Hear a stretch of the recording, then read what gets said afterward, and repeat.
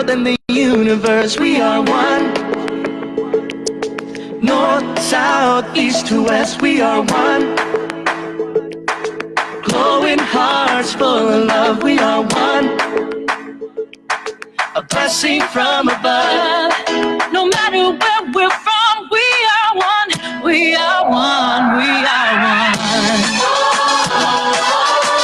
We are one. Oh, Canada. Dear listeners and viewers, wherever you are, hello and welcome to this new episode of your weekly program, Spectra.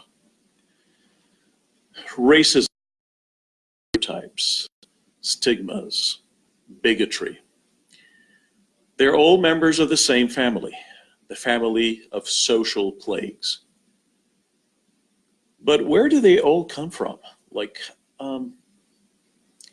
do they start? And who starts them?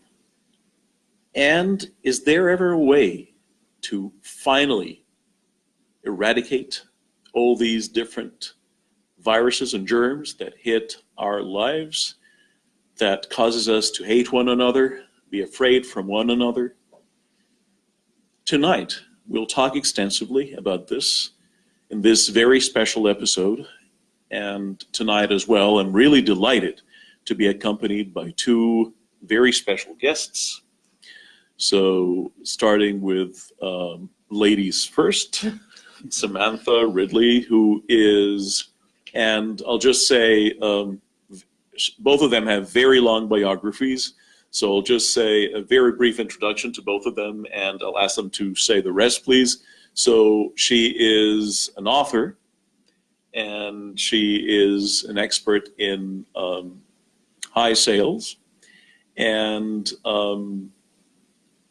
her husband, who I'm really delighted to have with us tonight as well, James Shipp, who is an expert media, advertising, commercial production specialist. So I really have to watch out. So really, James and Samantha, thank you very much for joining us tonight. Thank you for having us. Thank you. It's a real pleasure and honor to have both of you. And let's start at the very beginning. And I would like you to tell our viewers, please, like, how was your childhood like? Let's just talk about your childhood. So who would like to go? Oh, I can. As it pertains to a lot of different things on the subject matter that we're talking about, I think very early on, my mother was a pathologist, and I got sick at one point. I had asthma when I was about 5 years old, and so her knowing doctors took me to a specialist, and the specialist was in a restricted neighborhood, and I didn't know what that was. And all I knew is that, hey, they have speed bumps. What are the bumps for? But a restricted neighborhood was a neighborhood in which people of color were not allowed to be in. And this was in the 60s. And so that was my first inclination when I asked my mother to explain it to me. She said, well, at the hospital, I have colleagues who live in these neighborhoods, and this is the best pediatric pulmonary doctor that I know of, and that's who you're going to see. And we got stopped on the way there, and I thought that was just, hey, they're greeting us. And we got stopped because we were in the wrong neighborhood, and then she explained who she was going to see. And so we actually got to the doctor's office, and it was interesting because there were, you could feel the tension, but when you're a kid, you want to go and play with the other kids, and that was the only time I've ever been in a doctor's office, and you weren't allowed to play with the other kids. So just to clarify things here, to enter the restricted neighborhood, you must have a valid reason for that. Yeah, this is in Ohio. This is in Ohio, and she was allowed because it was a colleague of hers that she knew, Mhm. that a doctor, that specialist Okay. at the time. And that was like early on, one of the first inclinations that there was a difference. There was something different here, something very unusual. And then I remember also, I think I might have mentioned before, when Martin Luther King was assassinated, how sad the neighborhood was, and that the effect of that. How old were you when he was assassinated? I believe I was, gosh, 8. Oh, 7 or 8 years 8, old. yeah. So I was cognitively able to understand, Mhm. why men were upset and the women were crying, and growing up in a predominantly African American Yeah. neighborhood, that was very. Let's go back a little bit here, and let me ask you again, like growing up as a child and in the States at that time, so there are a lot of restrictions, racial restrictions, Yeah. and there is segregation Yes. in all different things, like in schools, buses, even places of worship. Yes. Yeah, and as a child, like when you looked at someone who had a different complexion than yours, what ideas came through your mind? Like how did you see this difference? Do you want to take? My experience is a little bit different. I come from, my father was British and my mother was born in Malaysia, and her mother was Chinese, her father was East Indian. So I'm kind of a mixture of things. Mhm. And I grew up in a neighborhood that was, or school community that was primarily Italians and Okay. Ukrainians. And we were viewed as the exotic kids. So I saw that in a very positive light, being unique and different, and just a little bit different than the other kids, but never put off to the side or anything like that. My experience was very different. I think I had a little more privilege, but also I'm the kid brother. I'm almost 10 years younger than my siblings. Mhm. So my parents were a little more established when I Okay. came along. I can't even fathom when my siblings were coming up and their education and how those things were done. And so I came along, I was a little naive, Mhm. because, at that point, we had police officers that lived in our neighborhood. Everyone was kind of established at that time. But you can see the economic shift Mhm. as I mentioned earlier, when trades were taken from schools and things like that in those neighborhoods, and the emphasis on degree. You gotta get a degree. You have to have a degree. But again, like That's you never so- wondered, like why are we living in this neighborhood, and like other people with different complexions might be living in another area. Like you never wondered about that. Like why was there this segregation? I think that it really doesn't hit. It really doesn't hit an African American gentleman until he is actually out in society. Okay. When you're in the microcosm of your neighborhood, you think this is the best there is. You think that you go to the churches, you go to the stores, you go everywhere you go. This has got to be the best where it is. When you get out of that microcosm, Mhm. that's when it hits you really hard. And I want to say from my experience in high school, Mhm. when you start competing in sports outside of your all the black high schools and all those different things, you start competing in the sports against other schools, you start realizing, why can't we go to these restaurants? What's going Sure. on with that? And there were just some places that were safer. And like you said, when Martin Luther was assassinated, Yeah. Martin Luther King was assassinated. Right. You were 8 years old, right? Yeah. And did you listen to any of his speeches, like "I Have a Dream" and all these, like? Yes. Like how did you when you heard him say these things? What were your parents' reaction or your reaction at that time? Well, there was a sense of pride, and actually, we went to Washington D.C. just the day after Mhm. the "I Have a Dream" speech. And I remember walking in the reflective pool and all around that area, and they were still cleaning things up and looking at all the paper hats that people were wearing because it was so hot outside, and looking at all this. I was like, God, I wish we'd been here, when this happened, and all that whole crowd. But you're able to see how massive that whole thing was, and to be able to look back and say, oh God, this is a reflective pool, and this is where he was over there, and he spoke, and you don't grasp it at that age. Okay, yeah. But now I look back, and and there's actually some film of those things, and there's that my parents took when I was younger, and Samantha's seen those. I'm just a stupid kid running around, but I was running around history, Okay. And so I think that's helped me understand trends. Even now, that's why I'm in the business I'm in, to understand.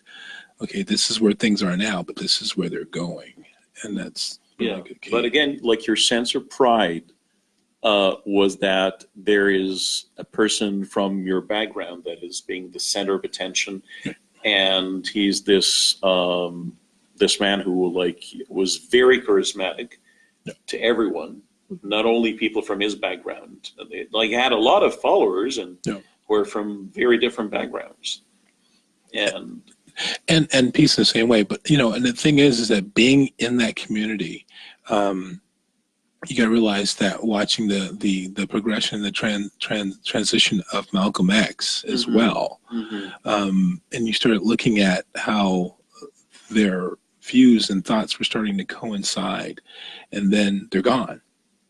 But again, and then when they're gone, there was that, you could feel that loss. You could feel that. Of course, air coming out of everything. What happens? Where's the substitute teacher for this? I understand. Of course. But someone like Malcolm X. Right. So this whole idea of X, I don't know what my background is. I don't know what is my real name. So I'm Malcolm X. Right. How did you see this again? As someone from the same background? Did you ever wonder, why X? Why the X? Well, you know what? That's the other thing. In communities back then, they taught the youth exactly why he decided on, not accepting the name that was given to him by the plantation owners. And you have to realize our history, a lot of people's history starts, for instance, mine starts in North Carolina. There's a plantation in North Carolina. And that's where we were cattle, basically, for the longest time. And that, and taking that name from, there was a Ship plantation in North Carolina. My last name is Ship. That's deep. It's not my African name. I can't go through all that. Everybody saw roots. Yeah, of course. That's pretty extensive. But Toby. Yeah, but that was. Basically what my parents chose to and my grandparents chose to, and there's several reasons why the name stayed, but that's where the history started, in a lot of cases. And so I don't think I know anything past that. Okay. And it took a while. I didn't know about North Carolina until I was in college. So, and I don't know how Sam's history begins or ends as far as from Malaysia. Sure. So going back to you, Samantha, here. So you have this, incredible variety of, bloodlines. And so from Europe, from Asia and whatnot. And so how did you see this? You said you were really exotic in school because you looked very different from most people there. It was mostly an Italian and Ukrainian, demographically, these were the dominant group. I always viewed it as being unique and different. And I think I attribute a lot of that to my parents, because my father was British and traveled the world. He was in the British Army, and so traveled to Malaysia where he met my mother. Okay. So was exposed to a lot of different cultures, different countries, different religions. So much more open-minded. And my mother, coming from a very diverse background, also viewed it that way, and viewed moving to Canada as a great opportunity Okay.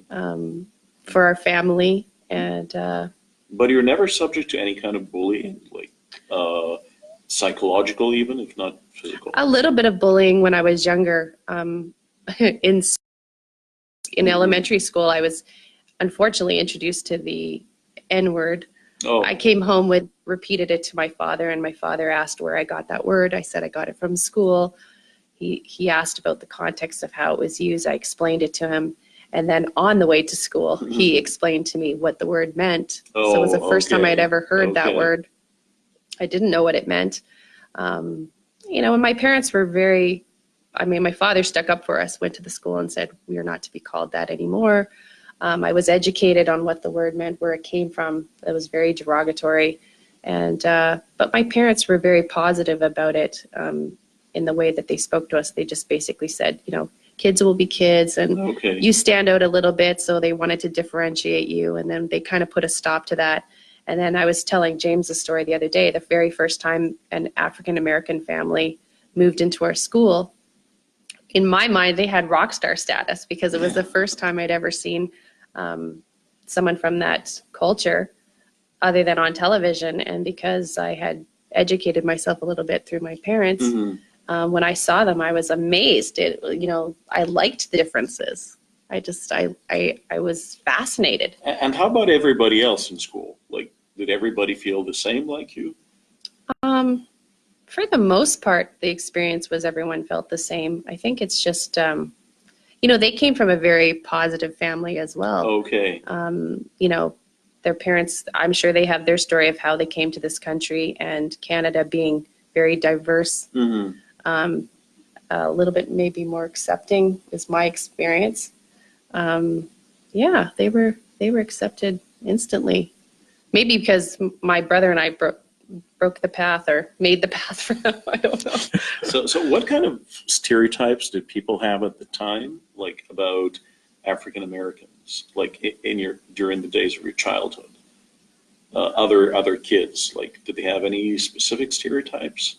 Not that I can recall. I mean, not that I can recall. For me, I was more fascinated. I was just curious, like, what it was like at their house, or, if they spoke a different language, or it made me really want to go out and see the world for myself. Okay, yeah, so definitely. I viewed it in a very positive way. Yeah, my parents exposed me to the suburbs as much as possible. And my father said he was preparing me for what the real world was, because, you go to you're in your, at that time, before real integration of schools, everyone had their own neighborhoods, their own schools, their own system, their own microcosms, and neighborhoods were a little different then. Okay. But that's not who he worked with, and that's not who my parents worked with. So they had friends who were white that were suburbs, and I would go out there. And I want to say the first time I saw, it was like a flyer, and it was a picture of a black person with a tail. And so this was, I think I was in junior high school, and I was playing for a football team or something like that in the suburbs, just a little club team. And it was, there must have been a rally or something the night before, because it was practice in the morning. I'm looking at this, and I'm going, who has a tail?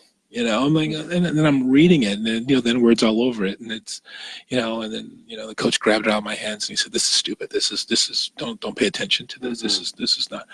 And I'm going, "Oh yeah, it's stupid. You don't pay attention to that kind of stuff. You just leave that out of your mind." But, at the end of the day, it doesn't go away. It just so happened that was my first glimpse at, do they really think that? Are there people really, propagating the fact that, we're monkeys or something like that? And so that always kind of stayed with me in a lot of different senses. Although, I can wear a suit, I can wear a $2,000 suit or something like that. There's always, I believe that with children, there's no such thing as a bad kid or a bad child. They're just taught bad things. experience, and I Yeah. don't know. You Yeah. never know what someone was taught, and so coming to Canada is a whole different thing for me because Sure. I meet people of color, from Jamaica and from other different places, and they've never experienced racism at the level That you. that you have in the U.S. that my grandparents went through. And it's not having a chip on your shoulder; it's having knowledge and being a little more cautious about what you say and what you do and what you have to, do to achieve. You know, for many years, you realize you're not going to, like in the industry that we're in media. There are just some things that you had to really be better at. Yeah, definitely. But I really want to go again back to your childhood because it's really fascinating here, and it's really important. Did your parents talk to you about like racism at all? Like, did they bring it up? Like, was it something that they talked about? Like, especially after the assassination of someone like Martin Luther King. Right. Like, how did they explain that? Or like, did you even hear them talking about it? Not, necessarily to you, but to other people about it. We were taught never. Don't forget this moment. Don't forget, no matter what, no matter how nice someone is, don't forget this situation that there are people capable of taking your life just because of the color of your skin. And you're thinking, okay, does that go away over time? There's, wait a minute, the guy that just won the Heisman Trophy, or, we just had the president elected, or don't forget that. And that's what I was taught probably that same day. So, in relationship to Martin Luther King per se, or did they like connect this to the older history as well, like plantations and Yes. whatnot? Yeah. Oh yes. Yeah. So. Oh yeah. I mean, if you go to the South, I've gone to the South for a family reunion. My mother's from Georgia. My father's from Louisiana. Okay.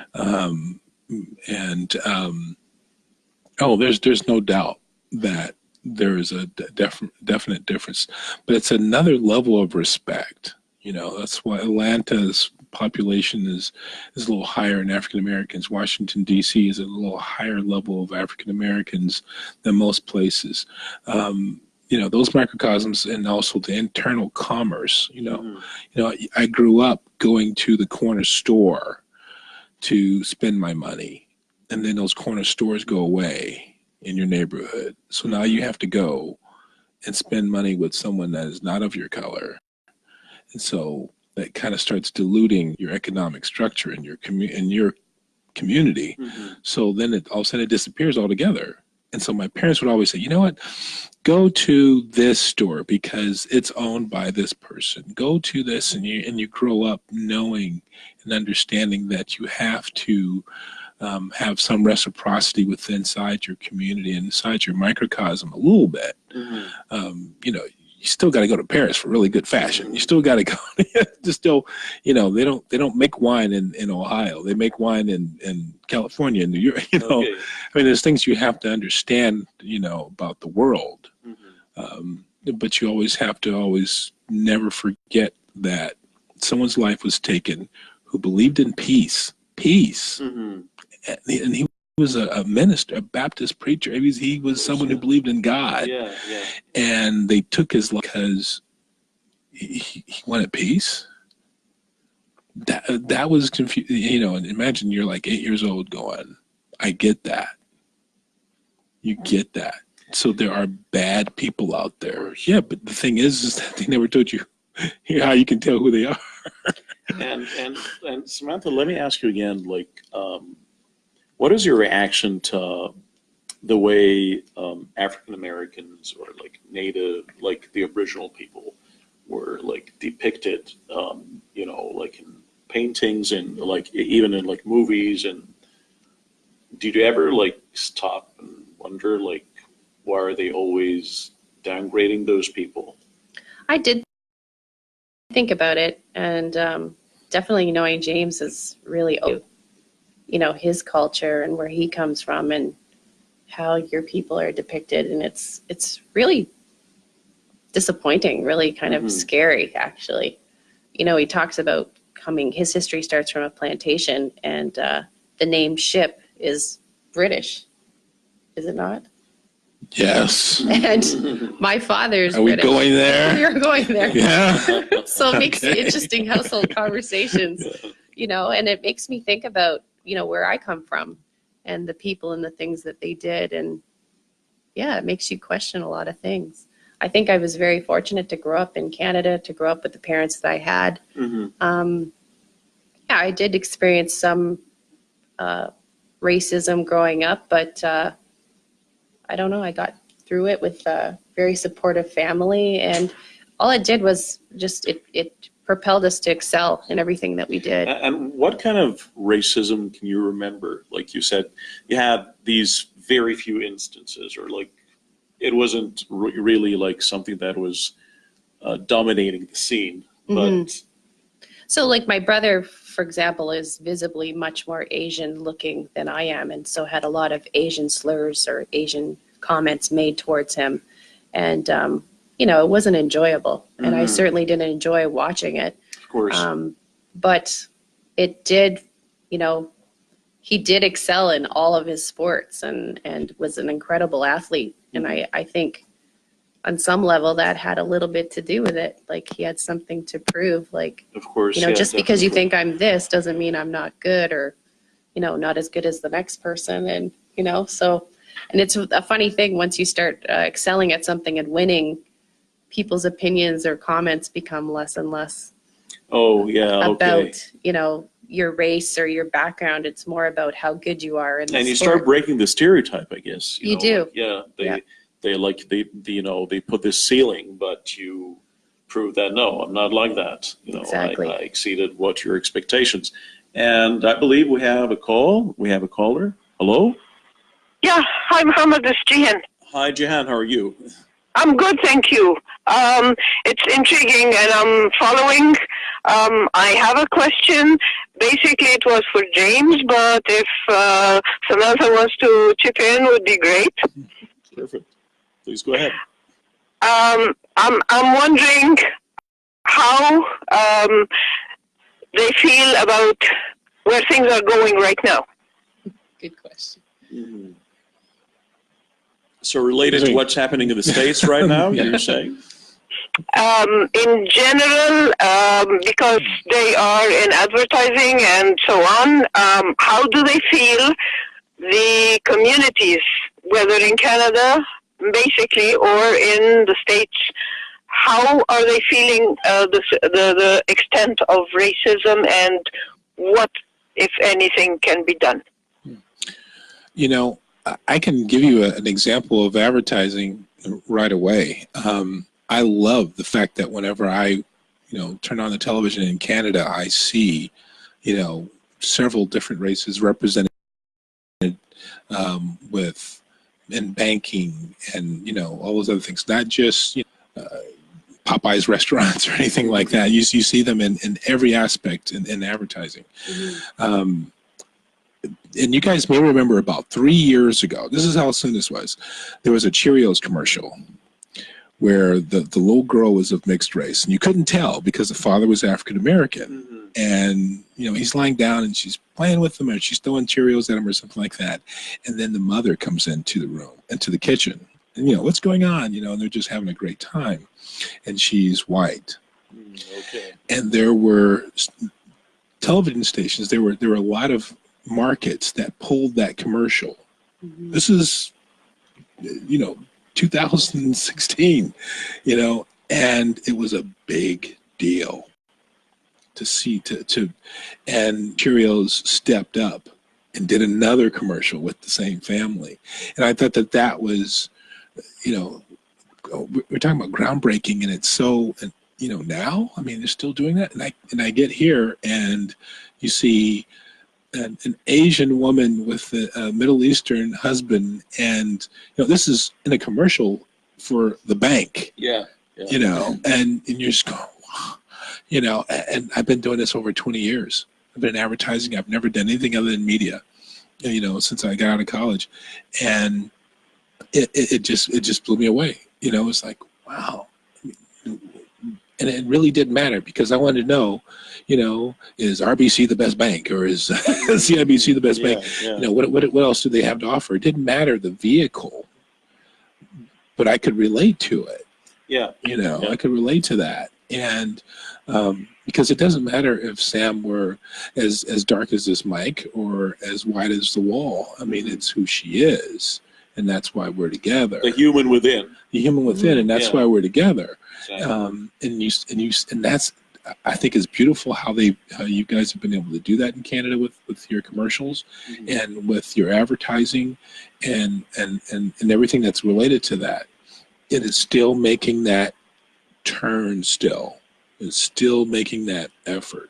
People have to. There is that term, politically correct. You know, everyone's still, you know, biting their tongue. How can you be biting your tongue? You know, you had a president that didn't bite his tongue, you know, so he says what but, you know, a lot of people say he says what's on his mind, you know, and I always tell people, I said, you know what, that doesn't mean that people aren't thinking exactly what he's thinking, you know, or feeling the way he does, you know, he just happened to say it, you know, and there's that, you know, not to get, you know, political, but there's a lot of people that hold back and may not even like the commercials that you guys have here. Yeah, you know, I remember actually during his first, during his campaign for his, first term, and they were asking, used to, there's these rallies, and you'd go to different states and make those speeches and whatnot, and they were asking one, a lady who was listening to one of his speeches, and they asked her, what do you see in him? And she said, he says things the way they are, you know. Wow. Which is scary. Yeah, he doesn't try to pretend, cases, no. and which means that she really concurs to everything he's saying, and she likes it. Yeah. That he says the truth, he's not trying to pretend something else. Yeah. It's just being himself.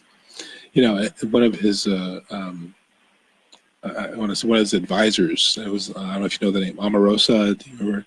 Well, she's from Youngstown, Ohio. I'm from Ohio. Right? She's from that same area. And it was just interesting seeing her transition from where she was, you know, to, you know, being a confidant to then, you know, where she ended up.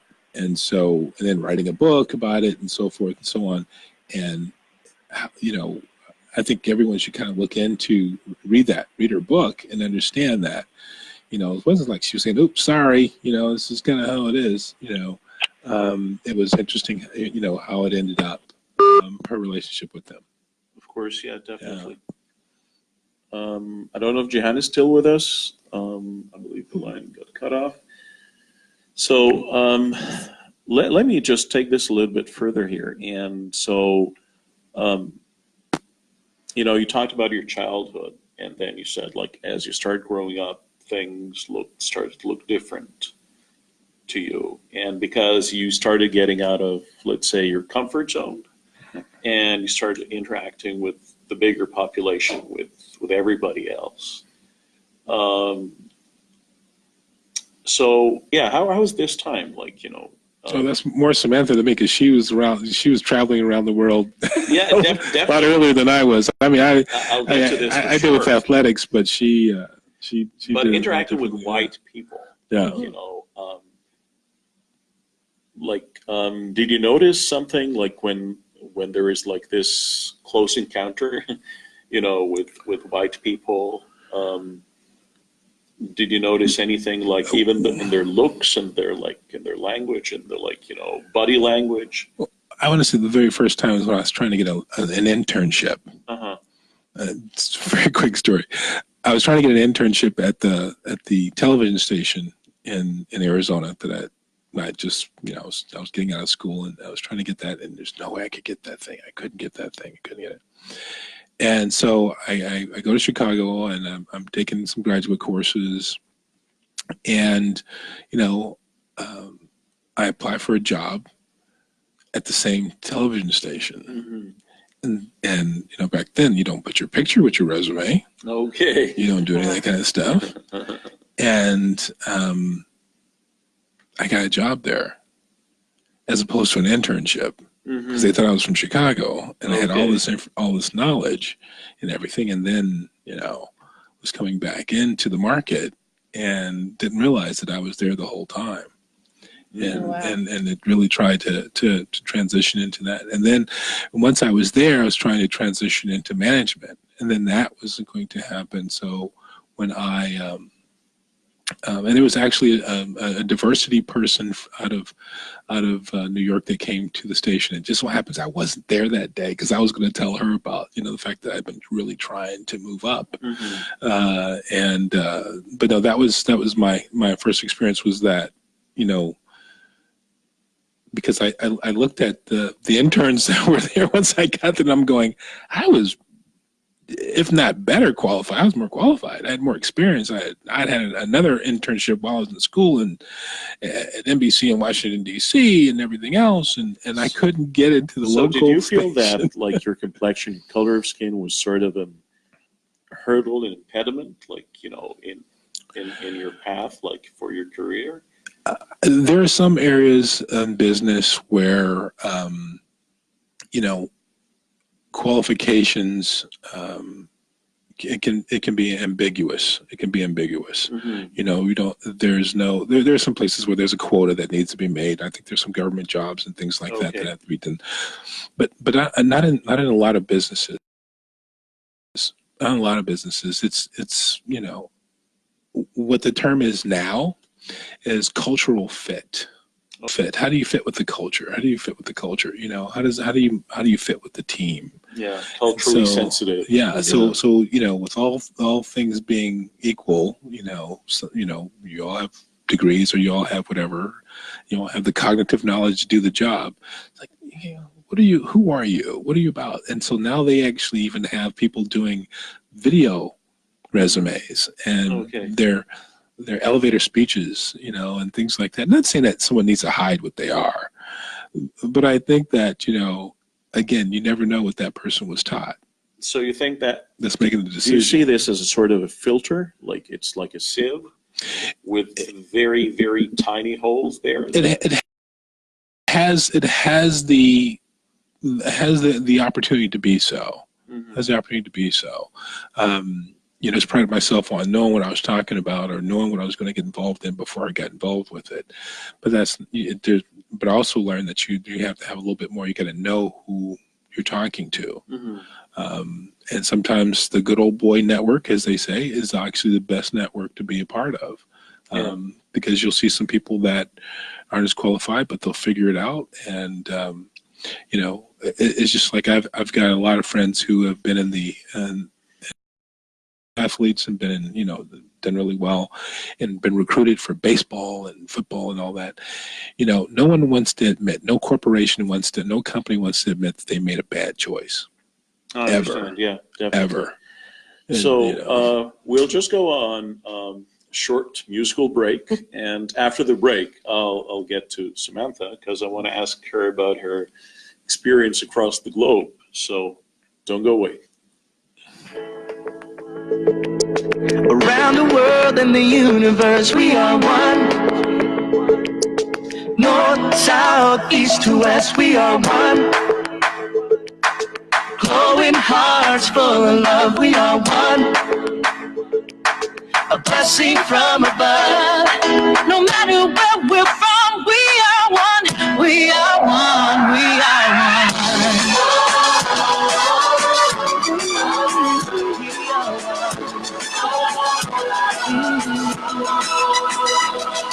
Oh, Canada, our precious native land, our Canada. We all work hand in hand, and we stand together. All the people from around the world, that's what makes us strong. This place we all call our home, the land of the free. Together we can build our lives, a place for you and me. Yeah. All across the nation. We are one, yeah. Let's join the celebration. Hearts so full of love. No matter where you're from, we are one, we are one, we are one.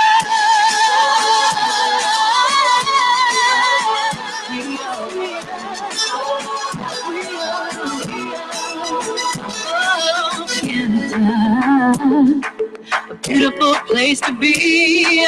Canada, there's so much here to see. We have each other and have so much to share. With our hearts together, we'll show the world we care. Where everyone is equal. And we're back. And so, Samantha, like you traveled around the world. I did. And you had the chance to have firsthand experience with different cultures. So, what kind of stereotypes or perceptions you had about a specific culture that completely changed the moment you landed in this country?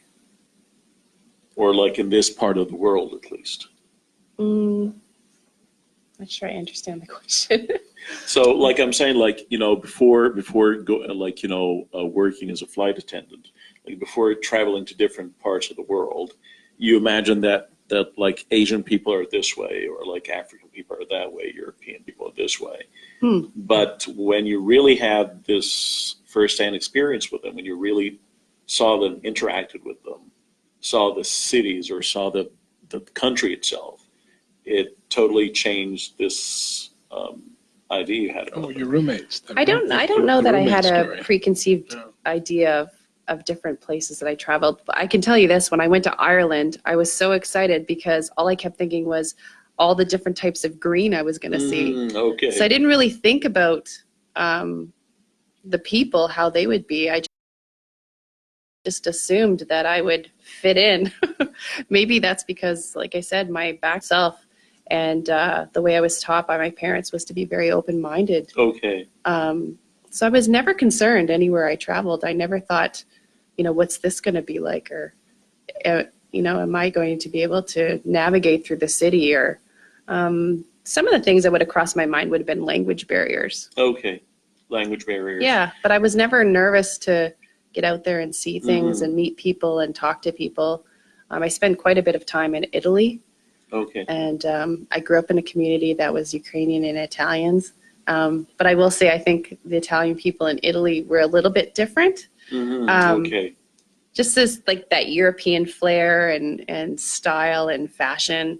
And I traveled as an international fashion model, so I was very interested in fashion. So I think fashion, when I would go to different places like France or Italy or England, I was focused on the fashion of the city. So I looked at the people through fashion. I never really looked at the people as, you know, you're Italian or you're Swiss or you're French or. And you're fascinated by this variety. I was fascinated. Yeah. It was like, I just couldn't get enough of it. I was excited to experience somebody else's country, someone else's language, someone else's culture. I was very open-minded to the idea of it.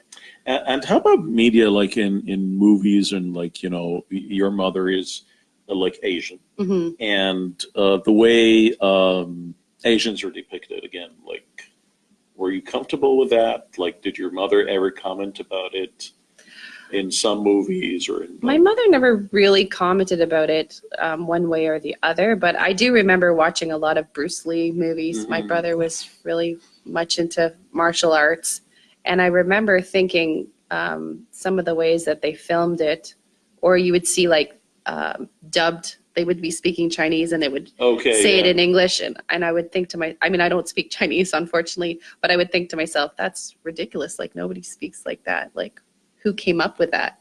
And I think, you know, I was just accepting of it because that's what was out there. Not that I really thought it was accurate. It was almost like a comedy to me. yeah, you know? like things like Enter the Dragon and Yeah. all these different Bruce Lee. And I remember actually there was a scene I can't remember, was this Kareem Abdul-Jabbar? Yeah. Like, yeah, Yes. it was Kareem Abdul-Jabbar Yeah. with Bruce Lee. Mhm. And like you have this extremely tall African man, he's a basketball, Mhm. star playing with Bruce Lee.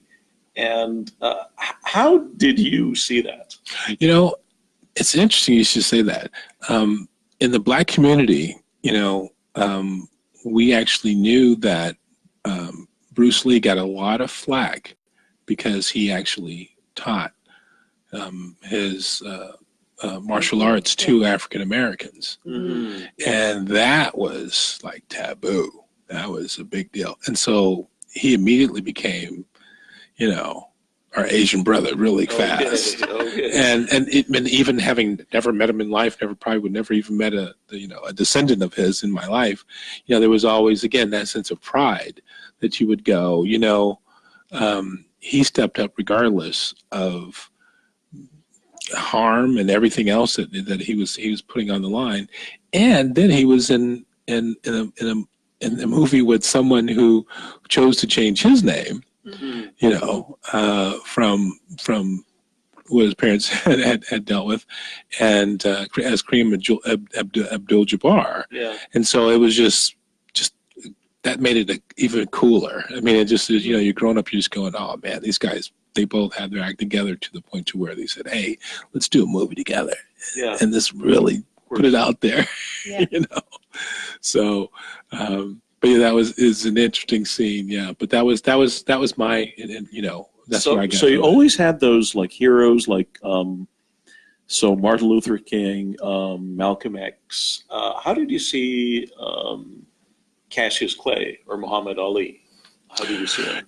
And that's the other thing, being the kid brother and being, coming in my parents' life, when they were in their 40s, when I was born, you get to hear, my father's view, my mother's view. You get to hear, when he was Cassius Clay, you get to hear all of that. And then why did he change his name? And then all those other different things. And then my father was close enough to in religion and things like that. He was a 33rd degree Mason, and he knew a lot about different religions and knew why he wanted to change his name. But the willingness to go through the persecution was the key. Mm-hmm. Willing to have his title stripped from him. Yeah, his Olympic title was that. And I was telling Samantha, one of my heroes is Jim Brown. Mm-hmm. And she goes, well, I said, well, not as a person, Jim had his shortcomings, and a lot of different things. However, he was always stepping up, and you would see him saying, you know what, he needs to get his title back. Kareem Abdul-Jabbar, Bill Russell, all the high end athletes that were given I guess we'll say the pass, by the white society to be able to do and go to the hotels and eat at the restaurants and do anything they wanted to do, got behind him and said, he needs to get his title. He needed to let him box again. And so, did he lose any of his years? Did he lose anything? Well, he came back, got his title back. And so, again, another champion. And, that was, our impression of him, is that he stood up for his religion, and he stood up for it in a different way. A lot of people thought that black Muslims, because there's the different sects, they were, they had the fruit of Islam. They were very aggressive. He did it through peace, and he actually was a boxer, a pugilist. Yeah. And he still depicted it that way. And he changed his religious views, actually. Like, yes. Even as a Muslim, he started from this very fundamentalist view, and then later on he changed things. As did Malcolm X. Yeah. And granted, I know about as much of them as the Black history books that were available to me growing up. Were able to and then when they had Black history class in college, that everybody took that class, but it wasn't taught in the early stages. In fact, Black history was totally taken out, other than maybe a few people. But then you grow up, you realize that a Black person, created the stoplight, created the, what was it, other, so many different things. Oh yeah, the cotton gin and all those different things, and you start going, okay, and you start learning about those things. And those are the things that now in the Black community in the U.S. are being ignored by, I think, a lot of the younger society. A lot of millennials don't realize that, we've come a long way, but then we're actually, allowing the other, what never ever left, which was the racism, is never left. It's never gone anywhere. I think there's been like a long way between, Mammy in Gone with the Wind to, Kunta Kinte in The Roots, and, Toby, and he was being, he had received, I don't know, 10 lashes or whatever to change his name. Oh, yeah. How did you see this change in society, from African Americans being seen as so Mammy was the typical stereotype they wanted to spread at that time, even in movies and cartoons and whatnot. And then you have this young African American who comes from Africa, but he's a very courageous man, and he stands up, and you see how he thinks and so on. I think each generation has theirs. I think Roots was, my parents, they got all, that was it, everybody, start wearing your afros. With my generation, it was Glory. Mm-hmm. And when Denzel Washington, that one tear, and he's fighting for the Union, and he's fighting and he's free, mm-hmm. and he's being whipped because he needed shoes. And that one tear, that was it. That was it. I don't think that anyone can see that scene and not feel that no matter what you do, hey, look, I'm fighting for you. I'm doing all this other stuff. I'm yes sir, no sir, and and you can be whipped for trying to get a pair of shoes.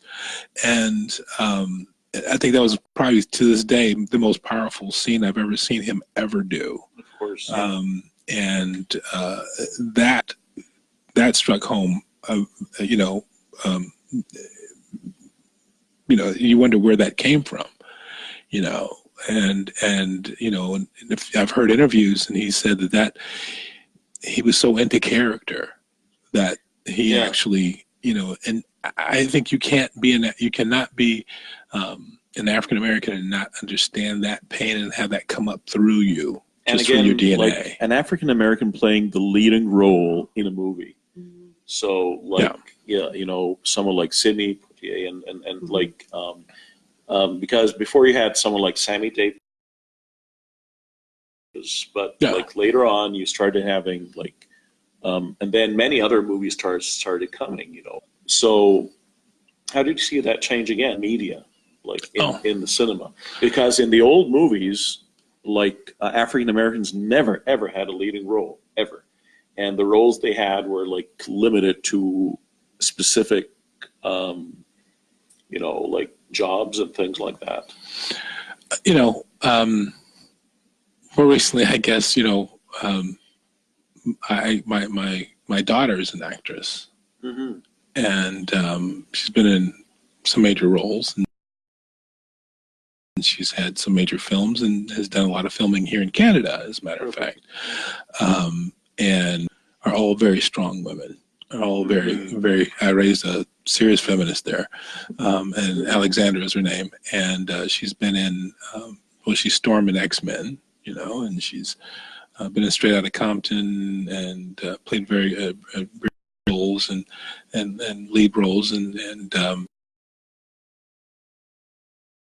Love, Simon is one of the other films and different things like that. And it's interesting, an African superhero, right? Mm-hmm. Again, now you start. She had to learn the dialect. It was pretty interesting. It was pretty interesting, And I was trying to tell her that you say "Nakupende sana," She's like, that means I love you, And she's like, Dad, that's not what they want me to do. That's not, but she, from what I understand from people who are from that region of Africa, because she's not from, like, is more like the Sudan sort of. And they said that she did really well with her dialect. Perfect. In that, and she's gotten awards for Love Simon, GLAAD awards and different things like that. She's gotten a lot of different things, but I think that there are more and more roles that are coming up that Of course. and then as far as Sam just mentioned to me that I guess every pageant winner is black. Oh yes, like so Miss World, Miss Universe, Miss America, Miss USA, they're all black. Yeah, which is unheard of. yeah, exactly. It's a big change again. And talking about racism from another perspective again. So let me ask both of you, but I want to start with Samantha. Like the Aboriginals, the Indians, the way they're always depicted in movies. Here comes the Indians. So like, the evil. Everybody run. Exactly. The savage people, those like, they use barber sacks and so on. How did you see that? Like, did you really believe it? Did you wonder about it? I don't think that I really believed it, to be honest. I mean, I don't think I questioned it till I got older. Also, where I could comprehend things a little bit better, and then I would just be like, "Who wrote this?" Or what was the purpose of this? Or what's the message that they're trying to send? And that's more, I can pick and choose. Would I watch that again? No. Did you meet a lot of Aboriginal people growing up? I grew up in Thunder Bay, actually. Oh, okay. And there was a lot of Aboriginal people in Thunder Bay. And funny enough, my brother is married to Joanna. She's from Seneca Nation. And so we have that diversity in our family. Course, yeah. So yeah, so a lot of exposure to Aboriginal people that way. And like even in cartoons, like a cartoon that I can never ever forget was for Tweety Bird. Like there are a lot of cartoons that like about Indians, like Peter Pan, whatnot, like everything. But this was really beyond me because it's like Tweety Bird is such an adorable character. Everybody loves Tweety Bird. But there's one time Tweety Bird with its owner, and then the owner heard people like, saying, Indians are coming, and everybody was alarmed. And then her owner ran to the gun and she started shooting the Indians, killing them. And Tweety Bird just goes 1, 2, 3, 4, 5 little Indians, 6, 7, 8, 9, 10 little Indians, killing, Indians, dying. And it was a game. It was fun. Just counting like how many souls. They could get. I remember learning this song when I was little and singing it with friends or singing it with people on our block, not really knowing what the song meant. Yeah. And so that's what I mean. As I matured and got a little bit older and more educated, it's not a song I would sing or, promote in my family. Of course. And how did you, like, as an African American, because African Americans suffered a lot, just like the natives. How did you see the natives? Well, more recently in Arizona, you have a very high level of alcoholism and diabetes and hypertension and a lot of the things that are in the Black community as well. However, no one really knows how it kind of evolved. I mean, I'm sure there are studies that will tell you, why the Native American community has such a high propensity for some different areas of ailment, and it's being forced into those basically camps early on and reservations, and how that kind of worked. And it's like when someone says, well, they own the casinos now and different things like that, and I'm all for that. I was the general manager of a radio station in Flagstaff, Arizona.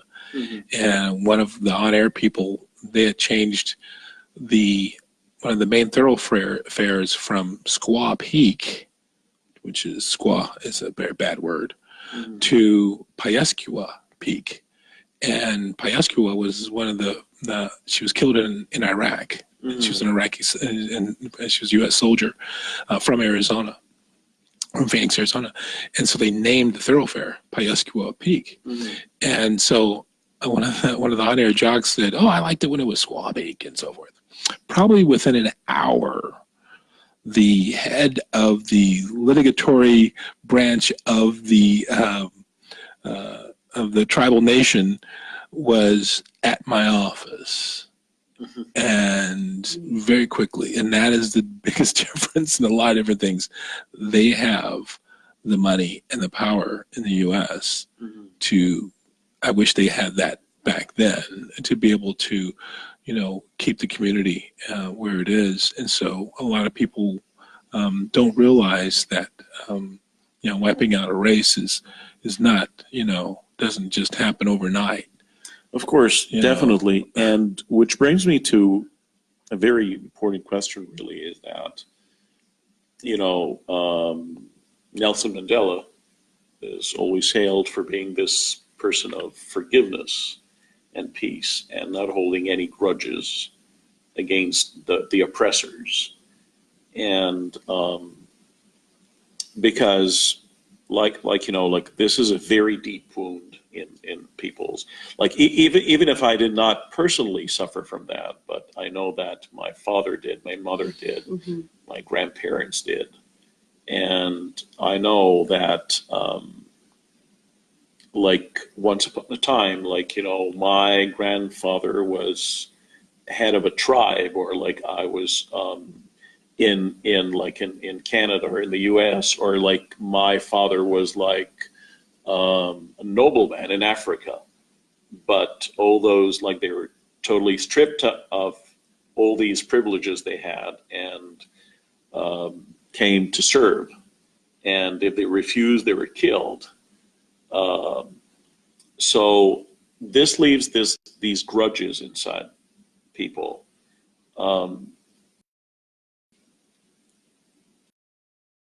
How easy is it to totally get rid of these grudges in reality?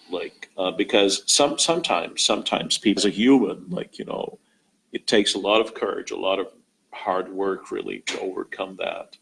And because now, if I'm in a position of authority, maybe I can think, the back of my mind, it's payback time. Yeah, and some people do it, but can we really blame those people? Well, my father used to always say, whatever you hate will marry into your family. Okay. So you better love every. I think forgiveness plays a big role in change. Of course. I mean, I think the deeper the wound, the more difficult it would be to forgive. But I think without forgiveness, how can you move forward? How can you make the change? How to eradicate racism? It's not possible. If you hold a grudge and you make a decision based on a grudge, how good can that decision really be? So which comes first? Is it it's again always the chicken or the egg question? So if we start forgiving, then this will stop racism, oppression, persecution, or is it the other way around? If racism and ups and segregation, then grudges will go away. I think racism, I can't imagine a world where racism doesn't exist, just because I don't know what that looks like. Yeah. But forgiveness is a huge role. I mean, I don't think you forgive first and then racism goes away. I think it's part of the process. Education. When I say forgiveness, I don't mean you forget. Okay. I think it's important to always remember, like James said, you remember the day that Martin Luther King was shot and what he stood for. I think forgiveness is important, but the history and the education of how these things happened. Okay. A combination of all these things will help us to move forward. And like you're a media man, like Yeah. you've been in media, and you know, do you think that the way different races are depicted in media plays a major role in overcoming these stereotypes? You know, like you always have a character for like Superman is white, okay, Batman, et cetera, et cetera. Even Tarzan, you know, look, he lives in the but he's white. He's still white. He has a little suntan. Yeah, but he's living in the middle of the jungle in Africa, but he has a little suntan. So like, how, I don't know, but this is the fact. And you always have James Bond, who has this very, very strong British accent. Yeah. So they call me Bond, James Bond. Moneypenny. Yeah, exactly. My biggest fear, and unfortunately, you know, I have 2 young sons, and I pray for them every morning, because the reality, they're in Los Angeles, and the reality is that they can be stopped, and I may not ever see them again. And you know, you don't know when it's going to happen, and you know, will I have enough faith to forgive the man, the officer that does that, because of what he was taught, what he was allowed to do. You know, they moved that officer from Alabama to Texas to, okay, now he's in Los Angeles and he just pulled my son over.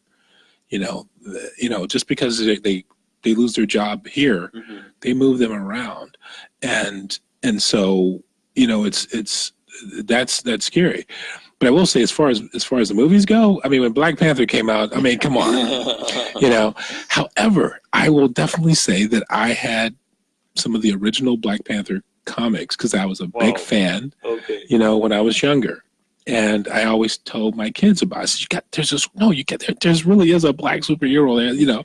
And they would go, yeah, Dad, and you know, like someone like Thor, who's like, you know, he's an E.T. really, but he's blonde again. So even like people coming from outer space are like, like white, absolutely white. Like even in the comic books, like he was still blonde, And well, and that's why, you know, it's really cool, and I've been blessed to see a lot of people say, well, you know, we're blessed with, you know, with my daughter being Storm, and she, you know, she plays the character the way it should be played, and she gets, you know, when she shaved her head, she had to literally shave her head to do the mohawk for the first one she did after Halle Berry, and she would walk around town and in Los Angeles, and she'd be bald. And there were a lot of women who had cancer who would say, oh, you know what, God, your hair looks great like that. She was, no, I just shaved it. And, you know, so there was that sense of, you know, it's okay to take my hat off, you know, and I thought that was a really big thing, you know, for a black woman too, who is all about her hair in a lot of cases. Will not go swimming because she just got her hair done. Would be willing to, you know what, rather than wear the wig, I have chemotherapy, I'm going to go like this and do it proudly and do those type of things. And that happened a lot with my daughter when she was bald. And let me ask you again about 2 characters here, and I want both your opinions. Like Michael Jackson, the old and the new, and his sister as well. But like, you know, but Michael Jackson took the extra mile. So how did you see this change in Michael Jackson? Did you ever wonder, like, why? I do. I was a huge Michael Jackson fan growing up. I had his posters just covered the walls in my bedroom. My brother was into AC/DC and heavy metal, and I was into Michael Jackson. So I was a huge fan of his. And when I think about him now, I feel sadness in the change. And I wonder a lot of things. I wonder if the media had something to do with it. I wonder if his history and his family had something to do with it. No one will ever really know. No. You know, what he went through. I mean, the amount of studies that would have to be done on that situation. So, and how did you see him? Like this change? It's different coming from the U.S. Around the world, he was an entertainer. Mm-hmm. In the U.S., he was a part of Motown, and Motown trained and cranked out some Marvin Gaye and everybody else. So if you have Smokey Robinson and Marvin Gaye showing you how to do stuff, and you're even mildly talented, and the family was extremely talented, don't get me wrong. As an African American, we looked at it as, well, he is extremely talented and he is that good, but then there was always, hey, but I do like Boogie Fever by the Silvers too. There was always something to compare him to, but then when he went on his own, he took it to a whole other level and made it very clear, that he was a talent and worked a lot of, not just like James Brown worked. I mean, he practiced 8 hours a day.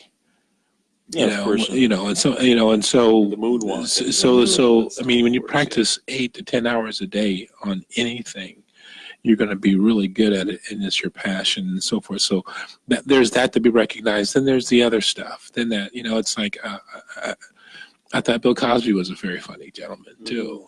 And then you get all these things that have happened with him, and I actually met him once at a party, and I'm like going, now I'm thinking back, okay, well, Bill was at the party, Camille wasn't with him, So yeah, like someone like Bill Cosby again, and like when there are these allegations about someone like Bill Cosby, whether they're right or wrong, but like, do people like yourself, or did you ever feel that race was there too? Like if he was not an African American, things might have been different. I'm going to give you lots of insight tonight. It's so on the edge of OJ. Every black person on the planet co-signed for him, and he turned around and was who he was, and it was kind of like he always thought he was invincible. Always thought, and it was like, oh, dude, you should just be like really quiet right now. And it was everybody kind of co-signed for Cosby, and was always behind his theory and his pushing for education and historically black colleges and everything, and the Cliff Huxtable and all that really cool stuff. And then it was like, wow, really? I mean, even if it was just one incident, it would have been too much. And that was the whole thing, And after O.J. Simpson, a lot of people always had that, probably. Yeah. Whereas before they were invincible. Now there's that chink in the armor, and unfortunately that chink in the armor has left us without any real powerful leaders in the U.S. Black leaders. Another character I've always wondered about, like Tony Atlas becoming Saba Simba. Like, do you think this was, like, how did you see it? Like, some people say, no, it's going back to the roots, and then other people, no, like, you're just playing with this stereotype. Anything to sell tickets sometimes. Showbiz, mostly. Advertising makes the world go round. I mean, what would the Super Bowl be without the commercials? Because millions and millions and millions and billions of dollars that are spent on one program. Because people love Tony Atlas, like as Tony Atlas. Like, yes. He's this great athlete, great wrestler. And why change to Saba Simba? To get for the controversy. Yeah. That's the only thing I can think of. It's like, unfortunately, all publicity doesn't have to be good in order for you to make a buck, and that's sad that someone has to go to that extent. You see it all the time. Oh gosh, I'm trying to think of. There's a lot of professional athletes now that are, Well, I will tell you, we got to go to Colin Kaepernick for just 1 second, okay? I think that Colin got a bad rep. Because I think he's as American as anybody. I think that his protest for the brutality of young men like myself and how those things were happening. He used his platform as my daughter uses her platform for equal rights, for as anyone who has the position to do so should take that knee. And that's not un-American. I think that it's because people looked at it as that. He used that opportunity. I mean, the '68 Olympics, the fisted glove and all those other different things, it's just, people don't realize that there was a white guy that also stood up in the '68 Olympics, for racism, so it's down to the years, even though, Martin's gone and everything else is happening. We had a black president, Yeah, perfect, actually. You're reading my mind. Yeah, I mean, yeah. And I really wanted to know, I'll start with Samantha. How did you see Barack Hussein Obama, as the president of the United States of America? When he was elected as the very first African American. He grew up in Asia, and Hussein Obama, again, there is this Muslim part in his background. How did you see him? Or how do you think people in Canada saw Barack Obama? I think for the most part, the people that I associate with or know in my family, we were extremely excited. It was an epic moment when he became the president of the United States. We were watching the campaign, and just a very well-educated person, a great speaker, presented well what he stood for, and was going to be the head of the world power, and just exactly. Couldn't have been a better person. Just diversity all in one. Just his background, where he comes from, his education, his family. Yeah, it was an epic moment. And I think most Canadians were course. excited. And about the First Lady, how did you see his wife again? Oh, just beautiful, educated, well-spoken, presented herself in a very feminine, elegant, strong. I mean, I loved her because I'm all about strong women. And, definitely. Yeah. And I'll just add a little twist here. So, so after Barack Obama, a lot of people say that. I want to ask you, how do you think non-African Americans in the United States looked at Barack Obama? After his presidency? No, during his presidency. Do you think that many people say that what happened after Barack Obama was because Barack Obama was there? What we're having today might have been very different. He took on insurmountable amount of problems and debt in the beginning. If he'd had another year and a half, I think he might have been there.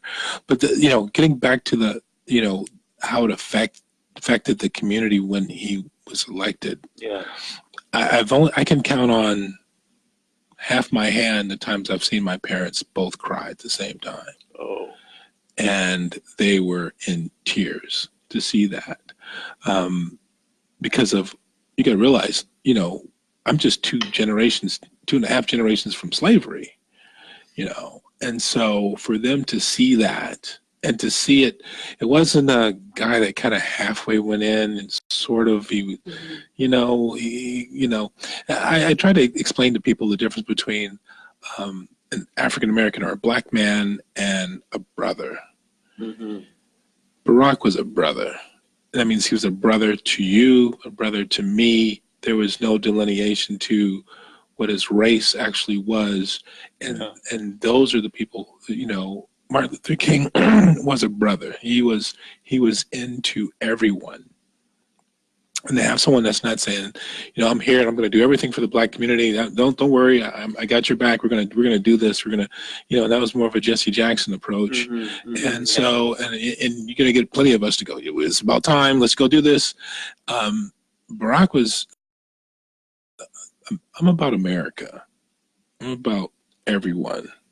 And when he left office, there were some things that he couldn't do as far as health care, and there's a lot of things he couldn't get done. Obamacare, and I get emails to this day, hey, it's almost done. This is going to be it. You better sign up if you don't have health insurance, you better do this.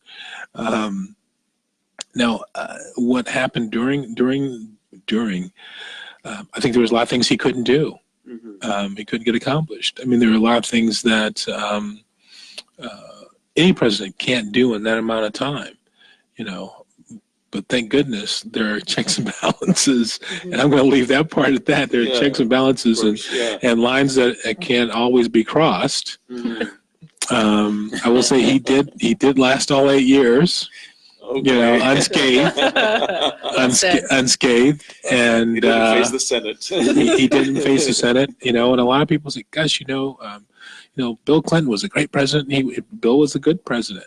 But there are some things that he did in the black community, the 3 strikes and different things like that, and put probably more young African American men in prisons, and for several different reasons, and then you can shake a stick at, and that, I think, is what ultimately had people stand back from the African American community with Hillary.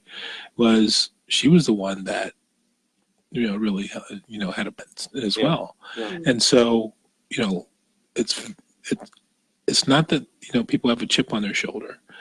It's that it's very tough for them to forget. And that's why my parents were crying, because it was tough for them to forget, even though this is great, isn't this? And they had their champagne glasses, and I have them. I still have them that have Barack's little emblem on it. But they were crying because they can't forget. They can't forget. I mean, I grew up in the '60s, let alone the '50s and the '40s. I mean, it's just amazing, and you go, oh, you mentioned Sammy Davis Jr. My parents would go, yeah, what he did with Nixon, kissing his feet was a bit much, but then you think about all that this man had to go through in the 30s and 40s, and I mean, and Sam's just getting a glimpse of it. But it also comes down to that one tear, when Denzel was getting hit. Even though you could be Canadian, you could be. I always use it because I always say that the African Americans created professional hockey in Canada. But go to the history books, And someone like Elvis, like Elvis Presley, like he had that. He said, I took my music from the ends. Yeah, and someone like, the King saying something like that. Well, if most African Americans will, although you love the music, and I'm going to say this, my daughter loves Elvis Presley music. I love Elvis. She does. And, and she was raised. Who doesn't really? She was raised. My mother would just be spinning, and so I can't be too disparaging about his talent, but I want to say that somewhere along the line he got some bad advice. I'll just leave it at that. Somewhere along the line, I think he got some bad advice, the opportunities that were laid ahead of him just weren't good ones. And earlier you talked about Jesse Jackson, and which is religion. Okay, so because like we have these different cycles throughout history where you have a specific group that's being persecuted. So like you have the Africans, the First Nations, and the Jews and whatnot, but to what extent do you think that religion, or what kind of role do you think religion plays in racism, if any? Well, I mean, do you want to? Yeah, my question is to both of you, actually. Yeah, because I want to say that. Unfortunately, sometimes religion plays a huge role in racism. I'm Roman Catholic, and we have quite the history. And unfortunately, some of the man-made laws that go along with religion can really skew the foundation of what it's really about. Yeah. I mean, as a Christian, we believe in God, we believe in Jesus, the Son of God, and love and kindness and goodness. And then, you see in the history of religion, you see them persecuting certain people for having differences of opinion. Yeah. And like when you look at like the painting of the Last Supper, the Da Vinci one, and you have Jesus with his disciples, and all of them, or almost, all of them looking very European. How do you see that? Like, what do you think? how do I comment on that? I think it's just one person's interpretation, and how you view it, how you look at it is your interpretation. I mean, I do believe in education. I do believe in getting out there and traveling and seeing other countries and other cultures and diversities, and learning about history and learning about, where Jesus came from, and kind of figuring that out for yourself, what the color of his skin may or may not have been, and that's the artist painting that portrait as he sees it. So that's from his perspective. So for me, when I look at it, how I interpret it's entirely up to me, and my exposure or my search for what he may or may not have really looked like. Because it's not only in Christianity, no religions. Like again in Islam, there's always this comment and talk about like the Arabs, like the Prophet was an Arab, so this might be like this is like this is the pure race, or like most of again, like according to Abrahamic religions, like all the prophets of God, or the prominent ones, came from the Middle East. So why only the Middle East? So the Middle Eastern people, like, are they the chosen ones? Because look at all the prophets, like from Jesus, Moses, like Jonah, Job, Abraham, Smith. Yeah, exactly. I'm just kidding. The list goes on. Really, they're all from the Middle East. But I really wish, you talk about the, as far as racism and religion, I really wish I'll say within most churches, I'm Baptist, most Baptist churches around the U.S. or anywhere, I'd be welcome and I'd be able to go in there. But unfortunately, there are some that, I may not be completely welcome. And not overtly, but there would be that little tinge, when you think about, the few blacks that may go to a church where they're not particularly welcome, did you ever see the movie Django? Okay. Yeah. And Samuel L. Jackson's character, that's very clear. A lot of people, go, well, some people are stuck in that, but that doesn't make them, how do you separate religion from, just following, and so there are a lot of situations where, I think I mentioned before, I've always wondered since I was younger, why do they burn a cross? Of all things to burn, you can't burn a flag, but you can burn a cross. And you just go, because I got a cross around my neck. I've got, my parents had like crosses in every room. I think your mom has crosses in every room.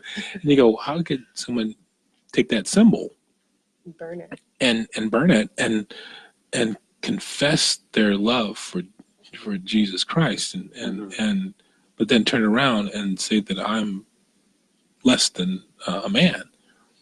Or you see people do things in the name of religion. Of course.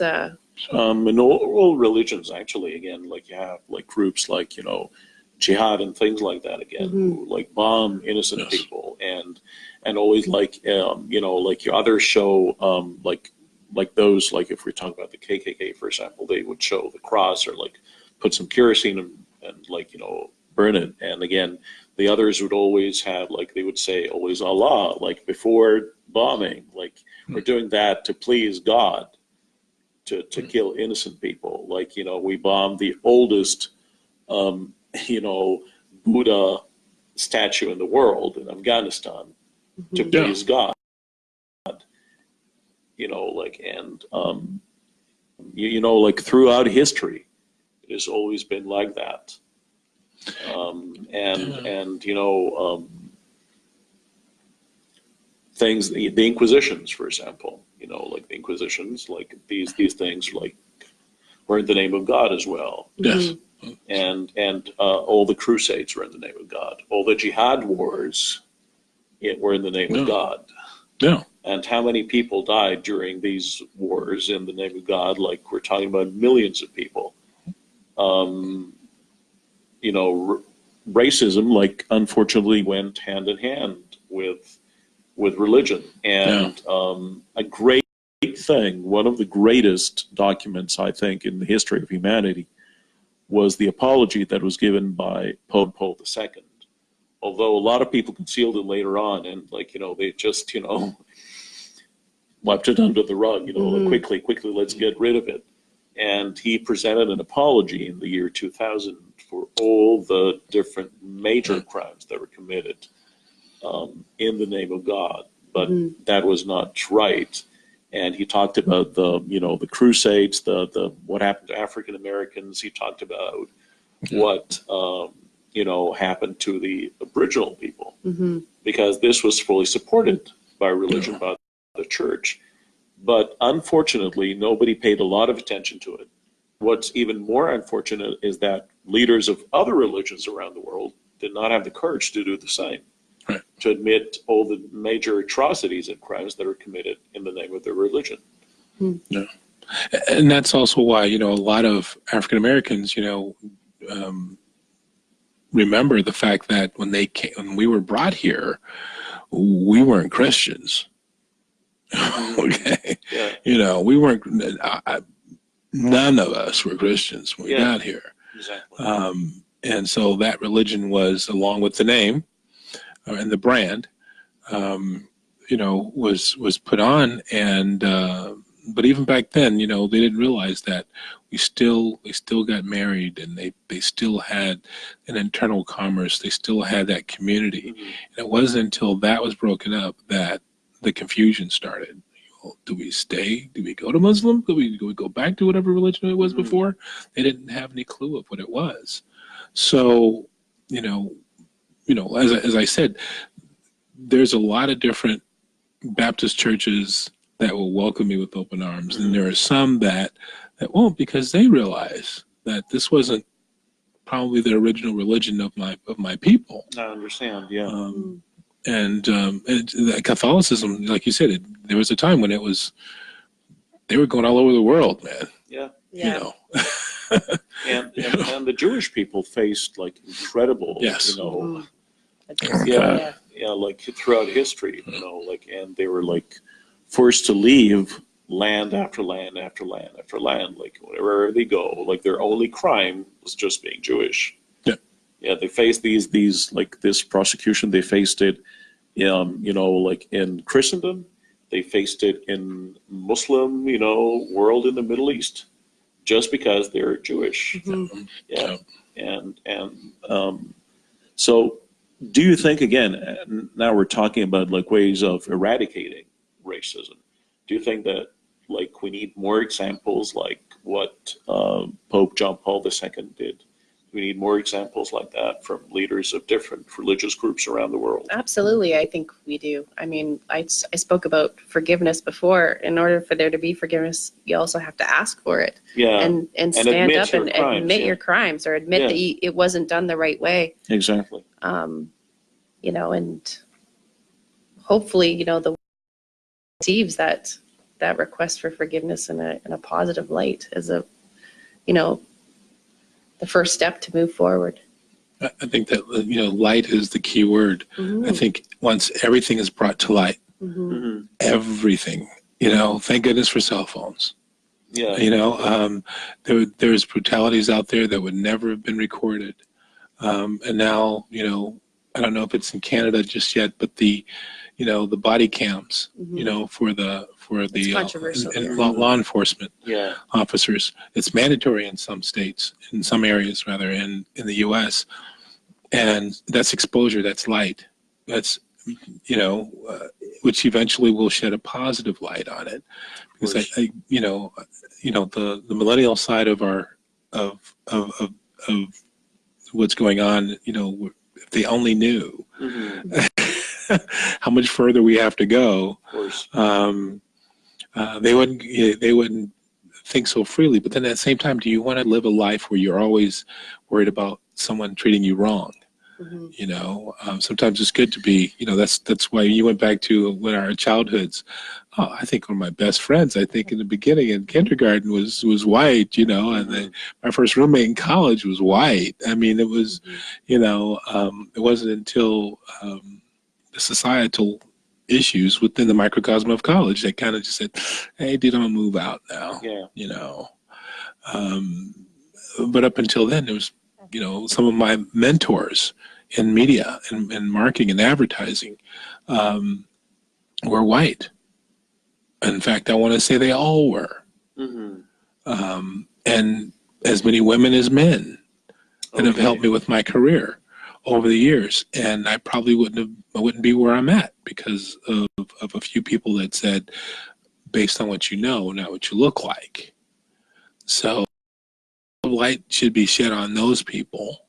Definitely. And those things more often, not as, crusaders, but as this is basically how it should be. Yeah, and it's interesting that he mentioned women because I think it comes from the same source again, like discrimination against any, race or gender or whatever. It's the same. It's the same source really that, you look down upon, like a woman, you look down upon the LGBTQ, you look down upon whoever. It comes from the same source. Now, let's move to talk about both of you now. Like, how did you get to know one another? I'll let you tell that story. She tells it much better than I do. My sister is a nurse practitioner in Arizona, and she called me up one day and she said, "I met the perfect man for you." And I said, "Really?" She said, "Yeah." And so she went on to describe James. She said he's really well dressed, he's tall, and he's athletic, and really well spoken, and educated, and funny.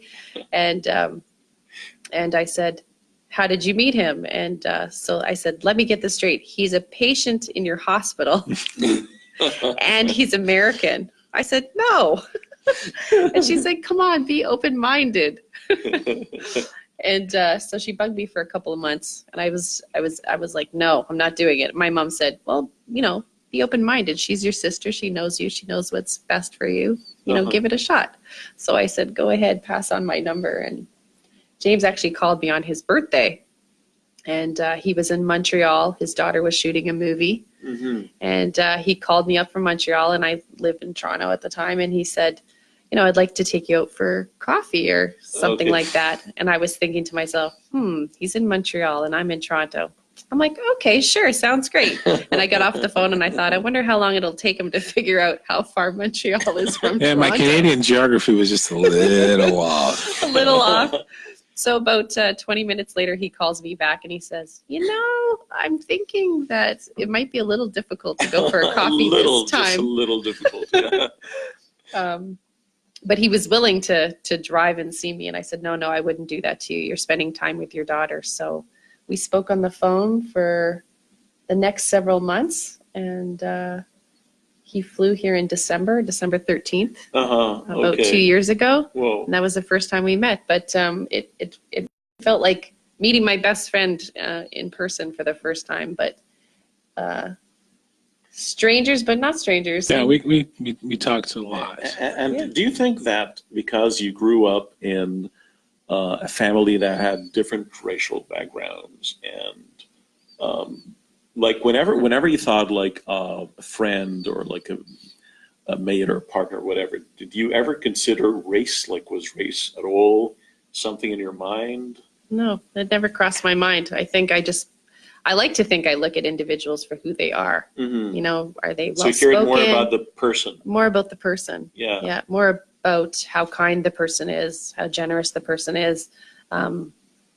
What do they do for a living? Not in terms of their actual career, but how do they give back to the community? Mm-hmm. Okay. How do they treat their mother? I understand. How do they Yeah, treat yeah. their siblings?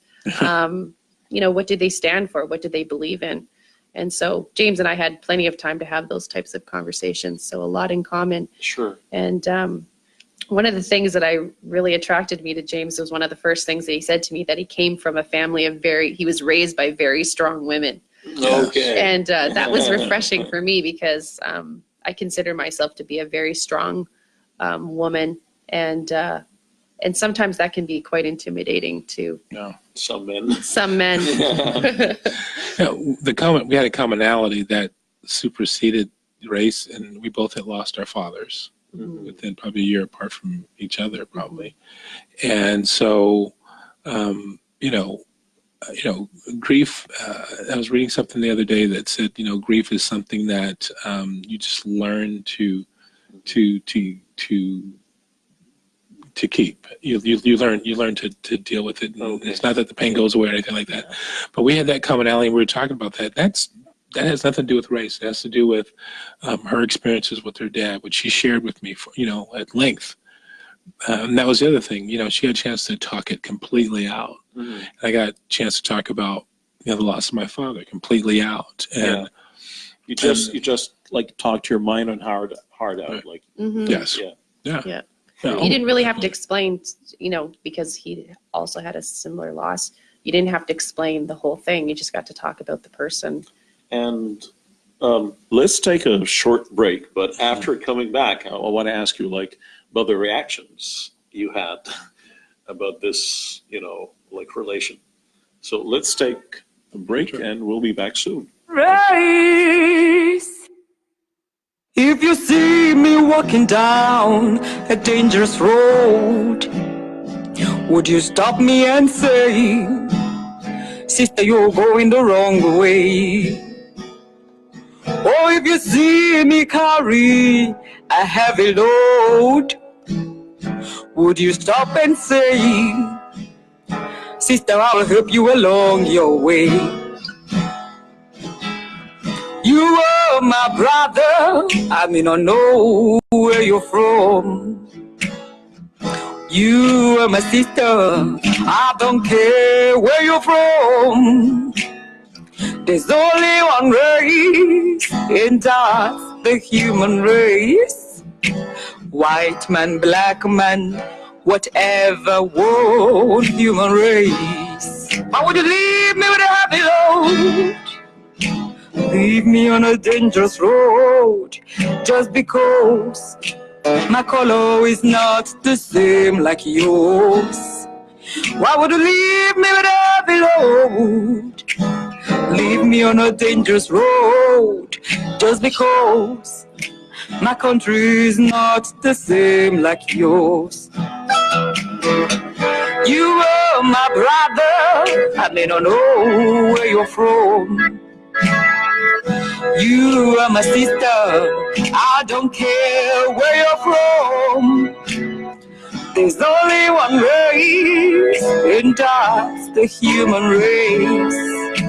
White man, black man, whatever, one human race.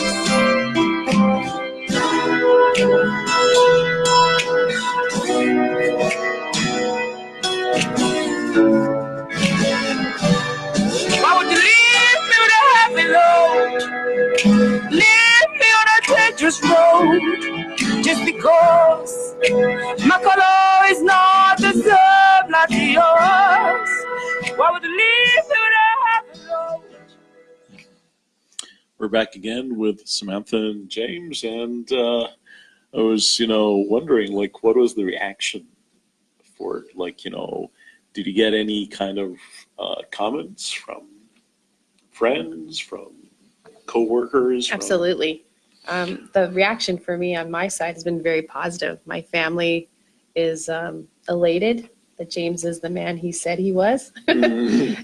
And visually, when we're together here in Toronto, we'll just go for a walk. We live down by the lake shore, and so it's a beautiful area. The Humber River's there, and go for a walk, and we'll come back and we'll bump into somebody, and the comment will be, "Wow, you look like supermodels." You know, I'm 5'10" and James is 6'3", and you know, the reaction has been very positive.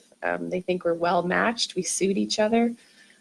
We think we suit each other. So they're all positive, which is great. Yeah. Yeah. And she hasn't spent a whole lot of time in the U.S. though. No. Yeah, so, you know. No. And there's some areas in, you know, like Georgia, Florida, maybe Alabama, that we might get some looks. Yeah, I haven't experienced that with him. But you know, I will say this though: African Americans come in so many different colors and so many different hues, and so you never know. And with her skin tone, you know, is she, you know, black? Is she white? Is she Hispanic? She has so many different looks. Okay. People don't you really know what my background is. I get asked all the time, actually. I had a restaurant, and I had someone that worked at the restaurant, and he was from the mountain area of Mexico, and he was twice as dark as me. And he was from Mexico. And then I've met Brazilians, and I've met people from Martinique. I've met people from so many different, and there are just so many different colors and races and so forth. True, yeah, true. A lot of the light-skinned people aren't because of, you know, consensual integration, we'll say, as it is in modern times. My parents would always tell me about the different hues of black people because it was forced. Yeah, and in some parts of Africa, Thomas Jefferson was that famous guy. They always have that that story of Thomas Jefferson and his race and people. So yeah. Yeah, and I was saying, you know, like in some parts of Africa, like Madagascar, Mauritius as well, there are Africans who look much more like Asians than African. Yeah, like that's true. Yeah, so there is. So some people might think that you are an African American, but yeah, like there is some blood there, like somewhere. I get stopped a lot, actually, especially in Toronto, and people will ask me what my background is, and I always start with, "Why don't you guess?" And it's interesting the answers that I get. Sometimes people are afraid to guess because they think they're going to offend me. Okay. And so I just reassure them and say, no, not at all. I find it fascinating what people see when they see me. And do you think it's because you're living in this day and age that actions are sort of positive? Like, you know, now, like, you know, it's very common to see, like, you know, an African American actor getting the Oscars, and directors. You had a president, you know, superhero, and so on and so forth. But do you think if this was like 30, 40, 70 years ago, do you think the reaction would have been? Oh God, yeah, no, I don't think that. In fact, on both sides, on African American side, what people don't realize is that African Americans are not prejudiced towards it, but you know, there is still that not forgetting, and they would see a white woman with a black man. Now, even still, you'd see a black woman with a white man. You know, back then in the 60s, and you would go, wow, that's a brave couple, you know. You know, because, you know, it's like, you know, in the black community, they went through a whole bunch of mess, and then, you know, and then in the white community, you know, so that was, I mean, there's a few movies that are about some of those couples too. And it's just, you know, again, haters are pioneers. They were just in love, and so it's just, you know, the Loving family couple. There's a movie about them, and they just went through. I mean, God, I can't imagine that couple went through. And let me ask both of you. I'm more cautious than she is. Yeah, okay. I'm always looking and cautious. making sure that she doesn't, especially when we're in the U.S. And I think because visibly also you're just much more obvious than me. With me, people look at me and they don't know. Yeah, okay, they're not sure. You know? Yeah, And I'm going to tell you the story when I went to college in Oakville, actually, in my early 20s. And I was applying to college. And I said to my mom, I'm not sure that my grades are good enough. And she's like, oh, they're fine. And I was going through the application. And it asked, are you a visible minority? And I answered no. And it said, are you a minority? And I answered no. And I was reading the question, answering it on the phone with my mother. And my mother says to me, Samantha, but you are a minority. And I was like, what? And she's like, and you are a visible minority. And I'm like, no, I'm not. And I'm in my early 20s. And it's the first time that it had ever occurred to me that I would be considered a minority or visibly a minority. And I had a really hard time on how to answer that question because I didn't view myself that way. And I think that's really interesting. Like I grew up just thinking, you know, I'm just a Christian and good person. And So I have these two upcoming questions. Like first one is for you, and then the second one is for both of you. So how much, like, you know, added value you think that like that you have this multicultural upbringing in your house? Like, what did this add to you? Like, if you were like 100%, like if you both your parents were originally British, or both of them were German, or both of them were Malaysian, like how much did this add to you? I think what it added was just a much more open mind. And very proud of my background. The things that my father taught me, the things that my mother taught me. I'm proud to know that, you know, my heritage is British and East Indian and Chinese, and my mom was born in Malaysia. She grew up Roman Catholic. My father was Church of England. I think I'm very lucky, very fortunate that I had all this diversity just within my own family. And so I grew up being very open-minded and very accepting of differences, of different cultures, of different foods, of different languages. And it made me crave it. I wanted to get out in the world and see it for myself. I didn't want just the media to tell me this is what you know, an indigenous person is like. This is what an African American person is like. This is what an Arabic person is like. I wanted to get out and see it for myself. You wanted to find it for yourself. For myself. Exactly. Yeah, not just what a book told me or a movie or the depiction of Bruce Lee or whatever. I wanted to get out and see it for myself and experience it firsthand. And I think that that's important. It's education. It's exposure. Of course, definitely. And yeah, I think it's played a huge role in who I am. And you know, and I feel very, very fortunate that I live in Canada. Definitely. And we promote multiculturalism here. That's not to say that we don't have our own issues and racism, and it exists here. Absolutely, it does. But you know, just from knowing James in the short period of time, the differences between the U.S. and Canada, culturally, politically. It's exposed me to something that's a little bit different. Which brings me to my second question for both of you. Like, the fact that both of you are from different racial backgrounds, do you think like your relationship would have been the same if both of you had exactly the same racial background? Do you think that the fact that both of you come from two different racial backgrounds, this added a lot of things, or like this gave a different dimension to your relationship? I think in our particular case, I don't think there would have been a difference because we spent so much time getting to know each other before we, you know, physically met. I mean, yeah, and she wouldn't even Skype or she said, no, not until I know who you are, and we're not doing anything like that. You know, we exchanged pictures here and there, but that wasn't, you know, so we literally had to hear each other's emotion through voice. And so share stories. And so there were a lot of different things, and, you know, and checking for consistencies and all that. So in our particular case, we could have been on two different planets and still at the end of the day, you know, and we've both been married before too. Yeah.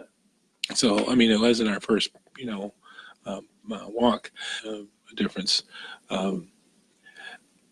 Yeah, I don't think there would have been I really don't think that there would have been a difference. Again, even if she was African American, or if she was Canadian, African Canadian. Do they have that? I don't know what you call it. Okay. I think there would have been a cultural difference because she wouldn't have had the same upbringing from slavery on. Yeah. It had been coming from Jamaica or coming from, you know, West Indies. the West Indies or something like that, and there'd have been that gap. And sometimes, you know, and that can be a separation too as well. So it's just different. It's just very different. Yeah, definitely. Both of you, it's really quite obvious, I think, to me, and I think to our viewers and listeners now, that both of you really care about the human within much more than anything else. Yeah, and Absolutely. you said like she didn't, you know, like care about going on Skype or like. No. You cared more about the person. I want to know, like, how does he think? Yeah, tell How me does he who you react? are, you know. Exactly. The real person inside. The charity work, you know. Yeah. I do a lot of charity work with a lot of kids and different things like that, and that kind of rang true. But we talked for 5.5 hours once. I was in Dubai, actually. Oh, wow. And we talked for almost 6 hours on the phone. Whoa. Yeah. Well, And could have gone longer. It was like Just never ran out of things to talk about getting to know each other. I think I should go to sleep because the sun's coming up, and I'm like, hey, well, sun's going down here, so I'm ready to go to sleep. So I'm good. So yeah.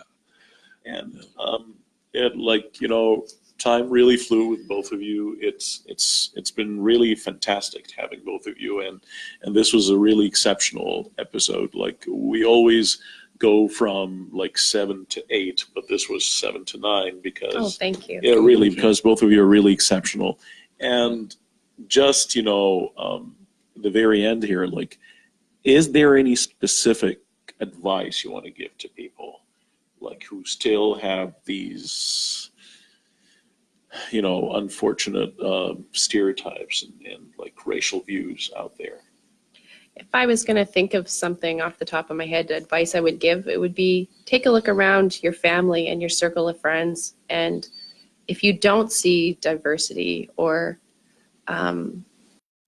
differences, maybe get out and meet some new people, join some new things, and expose yourself to different cultures and different religions or different groups of people.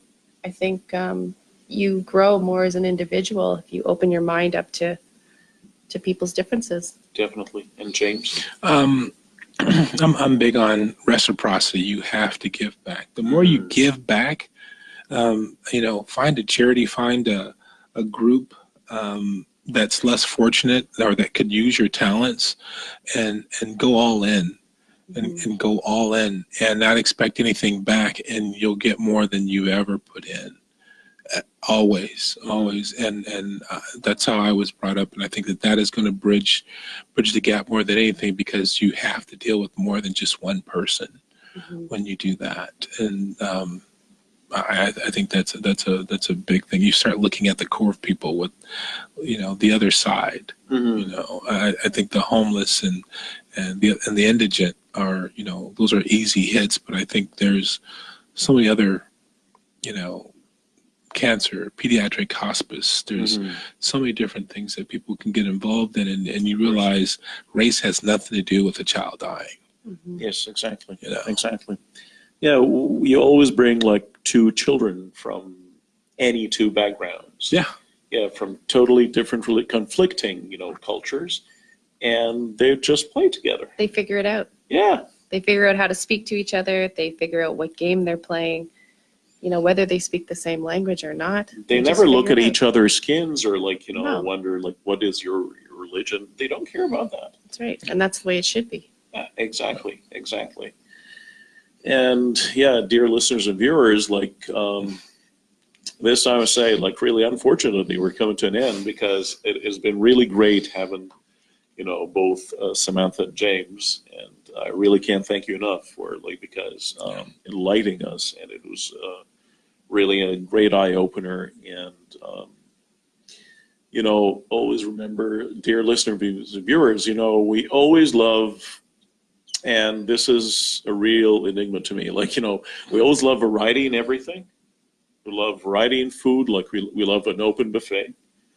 You know, we never like to go to a market where there's only one brand. We don't like monotone. We don't like monochrome. Like we don't like, you know, pictures just one color. But us, I don't know why. Like we don't like the variety. We love the variety in everything. We love the rainbow because of the variety of colors out there. But when it comes to humans, things are different. And let's just look at what racism has given us so far. You know, as people are dying every second around the world today, starvation. You know, you have droughts, you have all kinds of atrocities, all kinds of you know, tragedies that are happening all around the world just because people, and I really want to stress this, really appreciate the beauty of difference. You know, like it's difference is a source of strength. You know, the green tree always needs the blue river and the red sun to grow, right? So I think definitely we all need these differences amongst all of us. So let's really enjoy one another, cherish one another.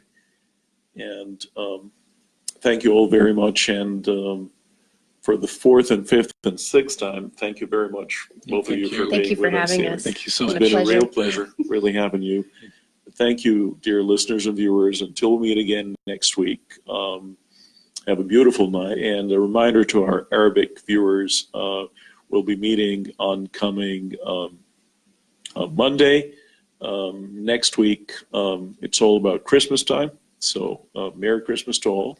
Merry Christmas. Yeah, Merry Christmas to all of you. And have a beautiful night. Take care.